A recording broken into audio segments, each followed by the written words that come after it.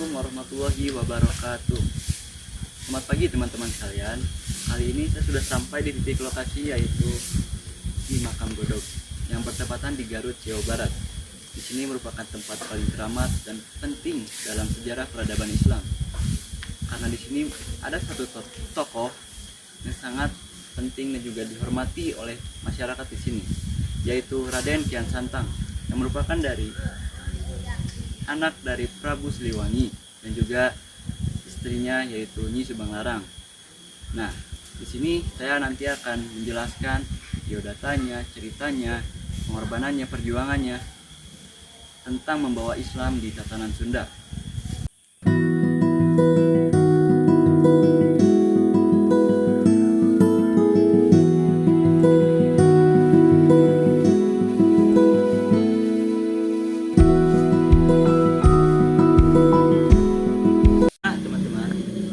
Pasti kita tidak asing dengan nama Raden Kian Santang, apalagi kita sebagai warga Pasundan.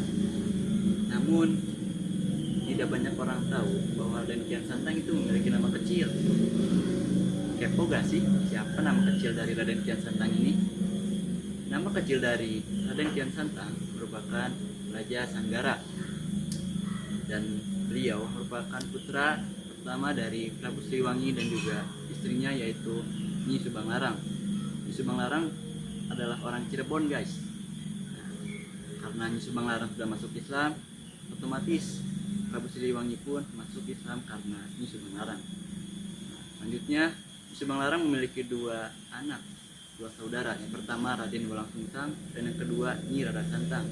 Adapun Nyi Rara Santang merupakan ibu dari Sunan Gunung Jati.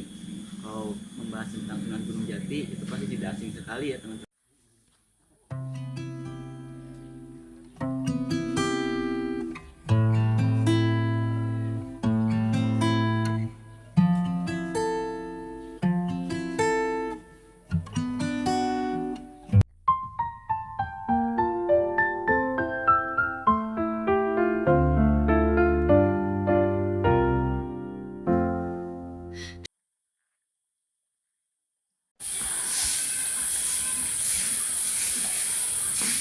Nah teman-teman, fun fact-nya, di tempat ini itu bukan hanya ada satu makam, ternyata ada banyak makam yang saya temui di sepanjang perjalanan. Contohnya, bagaimana bisa teman-teman lihat sendiri, ini salah satu dari sahabat Raden Kian Santang yang menemani perjuangan beliau pada masa berdakwah di tatanan Pajajaran. Jadi di sini itu bukan hanya 1, 2, 3 bahkan 4, tapi lebih banyak dari itu, dan mereka merupakan sahabat-sahabatnya, sehingga mereka pun dimakamkan di tempat yang sama dengan Raden Kian Santang. Oke teman-teman, kali ini kita akan masuk ke bagian peran Raden Kian Santang dalam menyebarkan agama Islam di pedalaman Pasundan. Salah satunya di Garut ini, yang lebih tepatnya di daerah Godog ya. Nah, beliau mampu mengajak raja-raja Sunda seperti Sunan Pancer dan juga Raja Galuh Pakuan untuk masuk Islam tanpa adanya paksaan dan juga tanpa adanya kekerasan. Itulah salah satu alasan mengapa beliau sangat dihormati oleh masyarakat sekitar di daerah ini. Dan beliau memiliki peran sentral dalam penyebaran agama Islam di Jawa Barat. Kalau misalkan kita membahas tentang penyebaran agama Islam oleh tokoh-tokoh lainnya, Raden Kian Santang inilah salah satunya.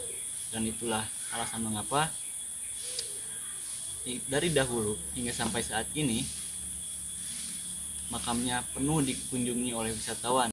Dari kunjungan ke makam Godog ini, saya melihat bahwa perkembangan Islam di Jawa Barat tidak terlepas dari peran tokoh-tokoh lokal seperti Raden Kian Santang yang menyebarkan Islam melalui pendekatan damai dan keteladanan. Semoga situs sejarah seperti ini terus dijaga dan menjadi sarana bagi generasi muda untuk mengenal sejarah Islam di Nusantara. Saya Hasbi Muhammad Semi Yusuf pamit undur diri. Wassalamualaikum warahmatullahi wabarakatuh.